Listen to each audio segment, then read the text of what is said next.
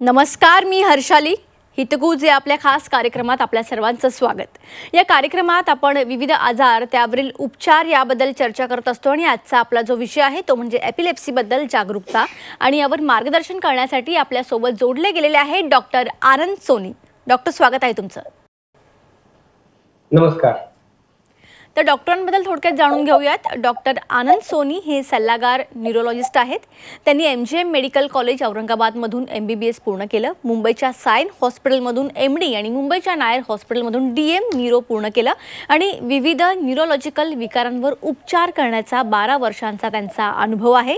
सध्या care sigma hospital संभाजीनगरशी ते संलग्न आहेत आणि MGM मेडिकल कॉलेज आणि हॉस्पिटलमधील सहाय्यक प्राध्यापक म्हणून ते काम पाहतात. चला तर विषयाला सुरुवात करूयात. तर डॉक्टर, सुरुवातीलाच अर्थात आपण एपिलेप्सी म्हणजे काय याबद्दल तुमच्याकडून जाणून घेऊया. तर एपिलेप्सी म्हणजे एक्झॅक्टली काय असतं? एपिलेप्सी एक आजार आहे आणि एपिलेप्सीच्या आजारामध्ये लोकांना फिट्स येतात. तर आपण थोडक्यात जाणून घेऊया आधी की फिट्स म्हणजे काय. मेंदूच्या काही ठराविक पेशींमधनं विद्युत लहरी निघाल्यामुळे हातापायाची हालचाल होऊन दातखिळी बसणे, डोळे पांढरे करणे आणि पडणे हा प्रकार जो घडतो त्याला फिट्स म्हणतो आपण. या फिट्सला लोक वेगवेगळे नाव देतात, म्हणजे फिट, घोरं, कोणी ह्याला अपास्मार म्हणतात. तर हा एक प्रकार आहे जो तुम्हाला सांगितला, तो एक फिट्सचा प्रकार आहे. आणि असे विविध फिट्स ज्याला येतात त्या आजाराला आपण इपिलेप्सी म्हणतो. तर थोडक्यात इपिलेप्सी हा आजार आहे आणि त्याचे लक्षण म्हणजे फिट्स आहे. फिट्स जे असतात तर फिट्समध्ये 4 ते 5 वेगवेगळे प्रकार असतात, ज्याच्यामध्ये 2 ते 3 ते 10 सेकंद कधी कधी आपण फक्त डोळे समोर करून बघतो किंवा आपल्याला कोणी काही बोलतंय ते विसरतो तेवढ्या कालावधीसाठी. आणि त्याच्यानंतर काही जणांमध्ये पूर्ण हातपाय वाकडे होणं, दातखिळी बसणं आणि पडणं हा पूर्ण प्रकार घडतो. तर इपिलेप्सी जो एकदा फिट आली म्हणजेच त्या पेशंटला आपण इपिलेप्सी आहे असं म्हणत नाही. आपण ज्यांना एकदा किंवा 2-3 वेळा फिट्स, ज्यांना वारंवार फिट्स येतात त्या आजाराला आपण एपिलेप्सी असं म्हणतो. तर डॉक्टर, आता याच अनुषंगाने एपिलेप्सीबद्दल बरेच गैरसमज, बऱ्याच अंधश्रद्धा आहेत. म्हणजे अचानक एखाद्या व्यक्तीच्या अंगात आलं की काय असं पण लोकांना वाटतं. तर याबद्दल तुम्ही काय सांगाल? बरोबर. तर बेसिकली काय झालंय की एक एपिलेप्सी असणं हे लोकांना एक सोशल स्टिग्मा सारखं वाटतं, पण खरं तर तसं नाहीये. बऱ्याचशा सेलिब्रिटीजना सुद्धा हा प्रकार घडतो आणि ते त्यांची नॉर्मल जीवनशैली जगतात. म्हणजे पहिला सगळ्यात मोठा गैरसमज म्हणजे इपिलेप्सीला क्युअरच नाहीये. तर असं नाहीये. बरेचसे, मी जसं तुम्हाला सांगितलं, इपिलेप्सी आजार आहे, फिट्स लक्षण आहे. तर बरेचसे फिट असे असतात जे एकाच वेळेला येतात आणि नंतर भविष्यात येत सुद्धा नाही आणि ते कंट्रोलमध्ये येऊ शकतात.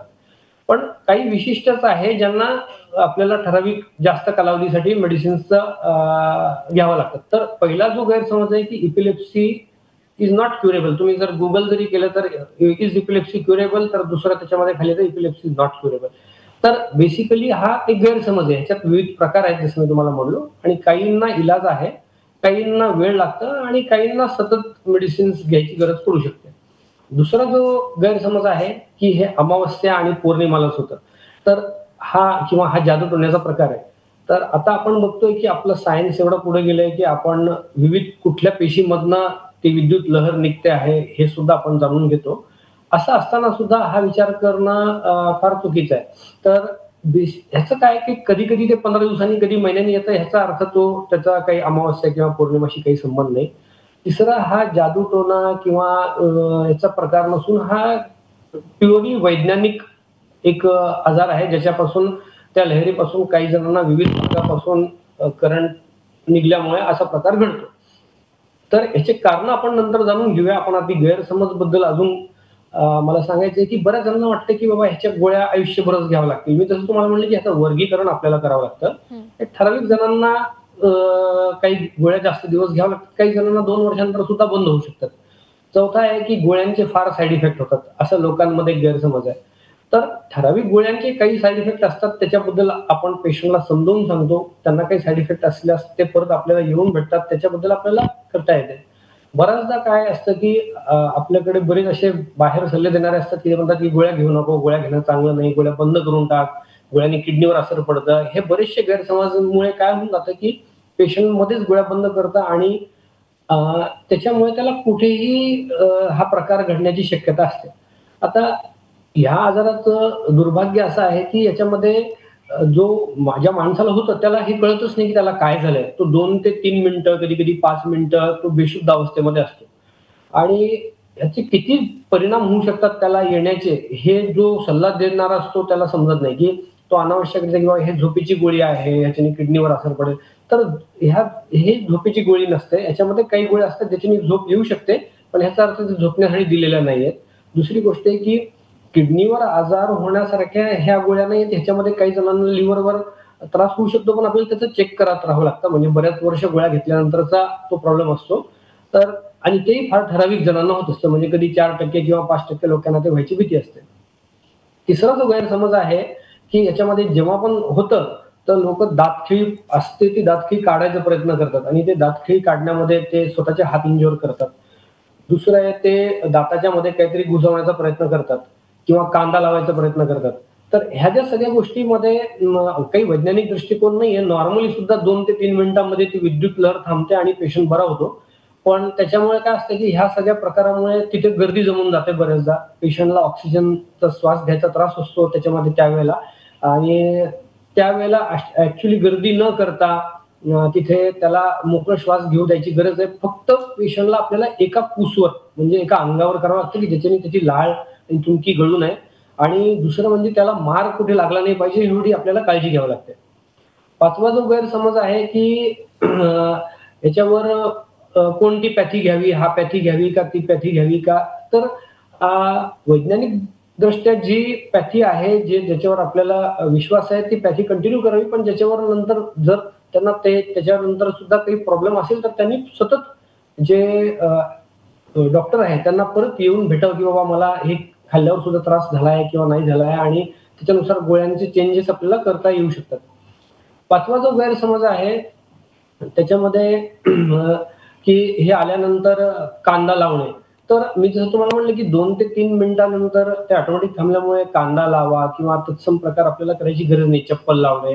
अ, तर आल्याबरोबर आपल्याला त्यांना एक पूस द्यायची आहे. लाळ आणि थुंकी खाली गळू द्यायची आहे. मोकळा श्वास घेऊ द्यायचा आहे. 2 ते 3 मिनिटानंतर ते ऑटोमॅटिक थांबतं. त्याच्यापेक्षा जास्त वेळ चालू असेल, तर आपल्याला पेशंटला हॉस्पिटलला न्यायची गरज पडते. अजून एक गोष्ट आहे, की बरेच जणांना आता ते जे नवीन व्हिडिओ येतात, की सी-पी-आरचे म्हणजे हृदय बंद पडल्यास पंपिंग करा. बऱ्याच ग्रामीण भागामध्ये हे कळत नाही, की हा एपिलेप्सीचा प्रकार आहे. त्यांना वाटतं, की हृदयाचा अटॅक आलाय आणि ते पंपिंग करायला सुरुवात करतात आणि त्याच्यामुळे नंतर पेशंटला छातीत दुखणं वगैरे प्रकार किंवा त्यांचं रिब हाड मोडणं हे घडू शकतं. मग अशा वेळेला आधी पल्स बघावं, की बाबा हिचा हृदयाचा प्रॉब्लेम नाहीये, हा फिट्सचा प्रॉब्लेम आहे. फिट्सचा प्रॉब्लेम असल्यानंतर त्याच्यामध्ये आपल्याला हे नाडी परीक्षण करून मग आपल्याला हे बघता येते, की जर हृदय बंद असेल तरच पंपिंग करायची गरज आहे. फिट्सच्या पेशंटमध्ये हृदयाची पंपिंग करायची गरज नसते. ओके. डॉक्टर, आता एपिलेप्सी होण्यामागची कारणं काय आहेत याविषयी आपण सविस्तरमध्ये बोलूया. एक्झॅक्टली काय कारणं आहेत याची? मी जसं तुम्हाला म्हणलं, की फिट्सचे 4-5 प्रकार असतात. काही प्रकारमध्ये जसं एक आहे तो जनरलाइज्ड टोनिक-क्लोनिक प्रकार, ज्याच्यामध्ये पूर्ण मान फिरणे, दात खिळी बसणे, डोळे पांढरे करणे, हात-पाय टाईट करणे, झटके देणे हा प्रकार पूर्ण 2 ते 3 मिनिटं घडतो. दुसरा प्रकार आहे ज्याच्यामध्ये फक्त म्हणजे जो लहानपणी होतो त्याच्यामध्ये फक्त बाळ 3 ते 4 वर्षाचा बाळ किंवा 4 ते 7 वर्षाच्या बाळांमध्ये फक्त 5 ते 7 सेकंद किंवा 10 सेकंद ते डोळे समोर ठेवून 2 मिनिटं किंवा साधारण 10 सेकंद स्तब्ध बसतात. स्तब्ध उभे राहतात आणि काही हालचाल करत नाही आणि मग परत पूर्ववत कामाला लागतात. पण त्या 10 सेकंदामध्ये काय झालं, हे त्यांना सांगता येत नाही. तिसरा एक प्रकार आहे ज्याच्यामध्ये ते चेहऱ्याचे हावभाव बदलतात आणि त्याच्यानंतर 2 ते 10 सेकंदानंतर ते परत बरे होतात. तर ह्याचे विविध प्रकार आहेत. तर हे कशासाठी समजणं गरजेचं आहे? कारण आपल्याला काय वाटतं, की बाबा हा असं दातखिळी बसलीच नाही म्हणजे हा फिट्स नाही किंवा हा बेशुद्ध पडलाच नाही. तर काही ठिकाणामध्ये पेशंट बेशुद्ध सुद्धा पडत नाही. फक्त तात्पुरते एका हाताला मुंग्या आल्या आणि मग परत तो बरा झाला असं होऊ शकतो.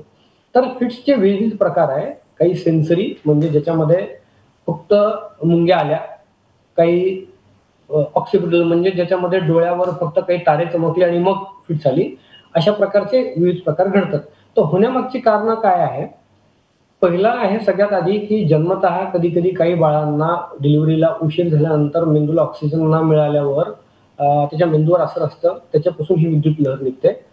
लहान बाळांना 5 वर्षापर्यंत तापेमध्ये सुद्धा काही जणांना नॉर्मली म्हणजे बऱ्याच जणांना नॉर्मली 5 वर्षापर्यंत तापेमध्ये फिट्स येऊ शकतात. ठराविक जणांना 5 वर्षाच्या नंतर सुद्धा तापेमध्ये फिट्स येऊ शकतात. तर ह्याला आपण म्हणतो प्रोव्होकिंग फॅक्टर. तर पहिला कारण आपण बघितलं, तो आहे मेंदूला लहानपणी जन्मता वेळेला उशिरा रडल्यामुळे किंवा नाळ गळ्यात असल्यामुळे मेंदूला ऑक्सिजन कमी मिळाल्यामुळे येणारा एक प्रकार. दुसरा प्रकार आहे, जे मेंदूमध्ये कुठे जखम किंवा मेंदूत कधी ताप गेल्यामुळे तिथे कुठे गाठ किंवा मेंदूत काही जुनी मेंदूत ताप गेल्यामुळे तिथे जखम तयार झालेली असेल किंवा मेंदूमध्ये कुठे काही छोटा रक्तवाहिनीचा फुगा आहे आणि त्याच्यामुळे तिथे त्या जागेपासून मेंदूला फिट्स यायचा प्रकार घडू शकतो. तर अशी विविध कारणं आहेत ज्याच्यामध्ये पेशंटला फिट्स येऊ शकतो. ह्याला आपण जेनेटिक आणि ॲक्वायर्ड मध्ये डिवाइड करतो. जेनेटिक म्हणजे हेरिडिटरी नाही. हेरिडिटरी हा एक फार गैरसमज असतो, की हेरिडिटरी म्हणजे मला झालं म्हणजे माझ्या पुढच्या घरच्यांना होईल, असं जरुरी नाहीये. तर हेरिडिटरी और जेनेटिक मध्ये फरक असतो. हेरिडिटरी म्हणजे वडिलोपार्जित, जेनेटिक म्हणजे आपल्या जीन्समध्ये आहे. तर जीन्समध्ये काही प्रकार जेनेटिक आहेत, ज्याच्यामध्ये साधारणतः 14 ते 24 किंवा 14 ते 40 वयोगटामध्ये females more common to male म्हणजे स्त्रियांमध्ये जास्त युजली ठराविक कालावधीनंतर झोपेमध्ये फिट्स यायची शक्यता असते. तर हा झाला जेनेटिक कारण. आता ह्याच्यामध्ये फक्त एक साधं स्वरूपमध्ये फक्त 2 मिनिटांसाठी दचकणे आणि मग मोठी फिट्स येणे असा प्रकार घडतो. आणि बाकींमध्ये जे आहे, ज्या मेंदूच्या भागामध्ये प्रॉब्लेम आहे त्याच्याशी निगडीत, म्हणजे समजा फ्रंटल लोबला प्रॉब्लेम असेल तर बिहेवियरचा प्रॉब्लेम येतो. ऑक्सिपिटलला प्रॉब्लेम असेल तर त्याला डोळ्याच्या नजरच्या समोर काहीतरी तारा दिसतात मग येतो. टेम्पोरल असेल तर वास येतो आधी आणि मग फिट्स येतो. असे संलग्न कारण मेंदूमध्ये असल्यानंतर त्याप्रमाणे फिट्स येऊ शकतात. तर कॉजेस मध्ये जेनेटिक आणि ॲक्वायर्ड मध्ये मेंदूत जखम, गाठ, मेंदूत ताप गेल्यानंतर, मेंदूत ब्लिडिंग झाल्यानंतर, मेंदूची गाठ हे सगळे कारणं असू शकतात. आता 2 हे झालं जनरल. आता साधारण जनरल पॉप्युलेशनमध्ये पण काही जणांना हे येऊ शकतं, म्हणजे हा आजार नसून. जसं मी तुम्हाला म्हटलं, की एकदा फिट आली म्हणजे जरुरी नाही की तुम्हाला एपिलेप्सी आहे. तर एकदा फिट येण्याचे साधे कारण म्हणजे जागरण. म्हणजे काही जण आता आय-टी प्रोफेशनल्स आहे, काही तुमचे मीडियावाले आहे, काही जण ज्यांना खूप रात्री जागरण करावं लागतं. तर नैसर्गिकरित्या आपली झोप कमीत कमी 5 ते 6 तास, 7 तास व्हायला पाहिजे. तर काय होतं बऱ्याचदा, की जागरण केल्यानंतर आता रिसेंटली मी एक पेशंट बघितला, की जो ते वेब सीरीजच्या नादामध्ये तो रात्री 4-4 पर्यंत जागायचा रोज आणि त्या दिवशी त्याला 2-3दा जागरण करून त्याला फिट्स आली. तर एकदा फिट आली म्हणजे त्याला एपिलेप्सी नाही, त्याचा एमआरआयजी नॉर्मल आहे, पण त्यांनी जागरण टाळलं पाहिजे. तसंच ताप हा एक प्रोव्होकिंग फॅक्टर आहे. म्हणजे ताप आला तरी काही जणांना फिट्स येऊ शकतं. तर साध्या तापामुळे लहान बाळामध्ये जसं 5 वर्षापर्यंत नॉर्मली येऊ शकतं, तसं 5 वर्षाच्या नंतर कधी तापेमध्ये एकदा आलं तर प्रॉब्लेम नाही, पण वारंवार तापेमध्ये येते तर त्याला सुद्धा ट्रीटमेंटची गरज पडू शकते. तिसरं आहे, जसं मी सांगितलं, की शुगर. तर शुगर खूप वाढली किंवा शुगर अचानक कमी झाली तरी फिट्सचा प्रकार घडू शकतो. तर हे झाले आपले प्रोव्होकिंग फॅक्टर, म्हणजे ताप, शुगर, मेंदूला ऑक्सिजन कमी मिळणे तात्पुरतं का होईना आणि चौथं जसं मी तुम्हाला सांगितलं, की जागरण आणि स्लीप डिप्रायव्हेशन. म्हणजे नॉर्मल लोकांमध्ये सुद्धा जेव्हा जागरणमुळे येऊ शकतो आणि फिट्सच्या पेशंटमध्ये जागरण नंतर परत हमखास होण्याची भीतीच असते. त्याच्यामुळे जागरण शक्यतो टाळावं. अगदीच अगदीच डॉक्टर आनंद सोनी, अजूनही एपिलेप्सीबद्दल सविस्तरमध्ये जाणून घेणार आहोत. तिथे एक छोटासा ब्रेक घेऊया, लगेच परत येऊया. ब्रेकनंतर आपल्या सर्वांचं पुन्हा एकदा स्वागत. आपल्यासोबत आहे डॉक्टर आनंद सोनी. त्यांच्यासोबत आपण चर्चा करत होतो एपिलेप्सी या विषयावर. पुन्हा एकदा विषयाकडे वळूयात. तर डॉक्टर आनंद, आता एपिलेप्सी विषयी आपण एवढी चर्चा केली, त्याच्या लक्षणांविषयी, कारणांविषयी जाणून घेतलं, तर एकंदरीत या समस्येवर आपण मात कशी करू शकतो याबद्दल सांगा. आता आपण सगळं जाणून घेतलंय, तर मला असं वाटतं, की ह्याच्यामध्ये आपण जसं आधी सुरुवातीला वर्गीकरण करतो, की हा कोणता प्रकार आहे बघतो आणि त्याच्यानुसार त्याच्यावर उपचार करतो. प्राथमिक उपचार काय करायचा आहे, की जसं मी तुम्हाला सांगितलं, की तुमच्या समोर जर कोणाला घडत असेल तर त्याला सगळ्यात आधी म्हणजे त्याला लागू द्यायचं नाहीये, त्याच्यासमोर गर्दी करायची नाहीये, त्याला एका कूसवर घ्यायचंय, दात वगैरे काढायचा प्रयत्न करायचा नाही आणि 2 ते मिनिटात थांबेल. तर फर्स्ट असतं एअरवे ब्रिदिंग सर्क्युलेशन. जेव्हा फिट्सचा पेशंट अपघात विभागामध्ये अचानक फिट्स आल्यानंतर येतो, तर त्याचा एअरवे म्हणजे तिथे कुठे चावल्यामुळे रक्त साचून घशामध्ये काय अडकलं का हे आधी बघावं लागतं. आणि ब्रिदिंग कशी आहे, त्यांचा श्वासोश्वास कसं चालू आहे आणि त्यांचं ब्लड प्रेशर कसं आहे, कुठे मार लागला तर नाही, ह्या सगळ्या गोष्टी आधी बघाव्या लागतात. दुसरं आहे, जेव्हा तो पेशंट स्थिर होतो, मी जसं म्हणलं नॉर्मली 2 ते 3 मिनिटांमध्ये पेशंट स्थिर होऊन जातो.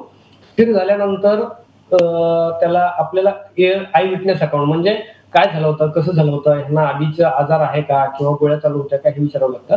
आणि तिसऱ्या स्टेपवर आपल्याला सगळ्यात आधी जसं मी तुम्हाला म्हणलं की काही इंजेक्शन द्यावं लागतं, ज्याच्याने ते अचानक जर चालू असेल तर ते आपल्याला थांबवता येतात. मग त्याचं वर्गीकरण करावं लागतं. तर काही आजार जे आहेत ज्याच्यामध्ये आपल्याला मेडिकल ट्रीटमेंट असते, साधारण 2 वर्ष ट्रीटमेंट चालते, कमीत कमी 2 वर्ष ट्रीटमेंट चालते. एकदाच जर आला आहे तर आपण त्याला क्लासिफाय करतो. आपण त्यांचे MRI आणि EEG, जसं आपण ECG हृदयासाठी करतो तसं मेंदूच्या फिट्सच्या आजारासाठी किंवा एपिलेप्सीच्या आजारासाठी आपण EEG करतो. EEG मध्ये कुठून एका पॉइंटवर येतंय का, हा जेनेटिक आहे हे ठरवतो आणि मग त्याप्रमाणे आपण उपचार करतो. तर साधारण एकदा फिट आली आहे, MRI आणि EEG नॉर्मल आहे, तर मग बऱ्याचदा आपल्याला त्यांना समजूत द्यावं लागते की एखाद्या वेळेला हे परत होऊ शकतं आणि ऑप्शन द्यावं लागते की जर ते जसे IT प्रोफेशनल्स आहेत, ज्यांना जागरण करणं भागच आहे किंवा ज्याला समजा ट्रॅव्हलिंगचं काम पडतो, वारंवार ट्रॅव्हलिंगचं काम पडतो, फ्रिक्वेंटली आउट स्टेशन जावं लागतं अशा पेशंटला, किंवा तो एकटाच राहतोय तिथे अजून कोणी नाहीये, अशा पेशंटला मग जर एकदा जरी आलं आणि MRI जी नॉर्मल आहे आणि दुसरं काही प्रोवोकिंग फॅक्टर जसं मी म्हणलंय ताप किंवा हे नव्हतं आणि तरी त्याला आलाय, तर मग आपण त्याला ट्रीटमेंट चालू करतो. साधारण 2 वर्षाचा ट्रीटमेंट कोर्स असतो. आधी पहिली स्टेपमध्ये आपण फर्स्ट स्टेपला बेसिक मेडिसिन स्टार्ट करतो. जर बेसिक मेडिसिनने जर त्यांचं थांबलं तर मग काही प्रॉब्लेम नसतं. जसं समजा हे MRI आणि EEG नॉर्मल आल्यानंतर आहे, जर EEG अबनॉर्मल आला आहे आणि MRI नॉर्मल आहे तरी अनुवंशिकतेचा प्रकार असू शकतो. मग साधारण त्यालाही आपण 2 ते 3 वर्षाचा कोर्स करतो. पण कधी कधी त्यांना 2 ते 3 वर्ष कोर्स केल्यानंतर आपण हळूहळू गोळ्या बंद करतो आणि बंद केल्यानंतर परत जर आला तर त्याला परत गोळ्या सुरू कराव्या लागतात. आणि तिसरा जो प्रकार आहे, जो साधा मेंदूमध्ये किड्याची गाठ, मेंदूच्या जखममुळे झालेला, त्याला आपल्याला जास्त दिवस कोर्स करावा लागत नाही. 2 वर्ष कोर्स चालतो, त्याच्यानंतर कोर्स बंद होऊन जातो. आता एक ठराविक गट आहे 30%चा, ज्याच्यामध्ये हे सगळं करून सुद्धा पेशंटची 1 गोळी किंवा 2 गोळ्यांवर फिट्स थांबत नाही. अशा पेशंट्सला आपल्याला MRI, deep MRI, 3 Tesla MRI करून कुठे मेंदूच्या जडणघडणमध्ये कुठे काही प्रॉब्लेम आहे का, किंवा मेंदूचा एखादा भागामध्ये, जसं आपण मिझियल टेम्पोरल स्क्लेरोसिस म्हणतो, भागामध्ये काहीतरी सूज आहे का, आणि जर ती असेल तर कधी कधी आपण त्याला ह्या 30% जणांना आपण ऑपरेटिव्ह ट्रीटमेंटसाठी सिलेक्ट करू शकतो. म्हणजे 2 गोळ्यांवर फिट्स थांबत नाही असे 30% सदर आजार, सिलेक्टेड आजारच्या पेशंट्सला आपण इपिलेप्सी सर्जरी करतो, ज्या सर्जरीमुळे पेशंटचे फिट्स थांबू शकतात. तर आपल्याला काय वाटतं बऱ्याचदा गैरसमज की बाबा जर माझं थांबत नाही, 2 गोळ्या झाल्या तरी थांबत नाही, तर तुम्ही माझं सर्जरी करू नसता का? तर असा ह्या सगळ्या पेशंटला हा ऑप्शन देता येत नाही. तर ह्याच्यामध्ये आपल्याला रेजिस्टंट इपिलेप्सी जे म्हणतो, रिफ्रॅक्टरी इपिलेप्सी, अशा ठराविक रुग्णांना आपण हे सर्जरीचं ऑप्शन देऊ शकतो.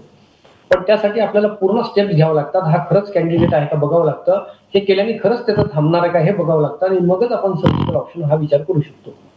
चौथा आहे की जेव्हा आपल्याला काय वाटतं की एक गोळीवर आपलं नाही थांबलं तर आपल्याला गोळीची चॉईस चेंज करता येऊ शकते आणि मग त्याला बदल करून आपण देऊ शकतो. आता हे सगळं करून सुद्धा एक ठराविक गट आहे ज्याच्यामध्ये आपण कमी केलं किंवा जागरण केलं तरी त्याला येऊ शकतं आणि त्याला आपल्याला कंटिन्यू गोळ्या द्यायची गरज पडू शकते. तर हे असं सगळं वर्गीकरण करून आपल्याला करावं लागतं. पण मोस्ट ऑफ द जे माझ्या अनुभवामध्ये मागच्या याच्यामध्ये बघितले की बऱ्याच जणांना 2 ते 3 वर्ष मिनिमम कोर्स लागतो. ज्याला एकदा आहे त्याला आपण कमी करू शकतो. नक्कीच डॉक्टर, तुम्ही या ठिकाणी कनेक्ट झाला, खूप चांगलं मार्गदर्शन केलं, त्यासाठी तुमचे मनापासून धन्यवाद. थँक्यू. तर आजचा आपला विषय होता एपिलेप्सीबद्दल जागरूकता. एपिलेप्सीबद्दल सर्व काही मार्गदर्शन डॉक्टरांनी या ठिकाणी केलेलं आहे. जेव्हा फिट्स येतात तेव्हा प्रायमरी बेसिसवर काय करायला हवं याविषयी सविस्तरमध्ये यांनी सांगितलेलं आहे. या ठिकाणी तुम्ही सुद्धा याप्रमाणेच फॉलो करा. एखाद्याला जेव्हा फिट येते तेव्हा कोणताही चुकीची गोष्ट न करता ज्याप्रमाणे डॉक्टरांनी मार्गदर्शन केले त्या स्टेप्स फॉलो करा. कार्यक्रमात आता वेळ झाली इथेच थांबण्याची. नमस्कार.